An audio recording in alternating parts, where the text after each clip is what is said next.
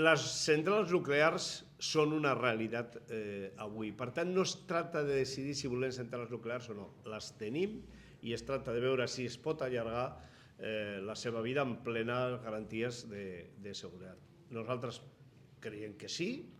i no és només que ho creiem, hi ha llocs al món on centrals com les nostres se les ha allargat la vida i, per tant,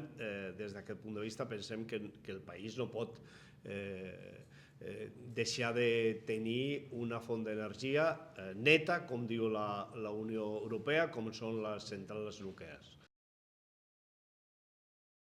En el cas de les comarques de l'Ebre, jo no és la primera vegada que ho dic, ho torno a dir, crec que la instal·lació del magatzem del cementir nuclear, com se'l coneix a Ascó, és una proposta positiva pel territori, generarà activitat d'una alta qualitat, crearà llocs de treball i, a més, tindrem un dipòsit amb tota seguretat d'un material d'energia, d'una reserva que està tenint cada dia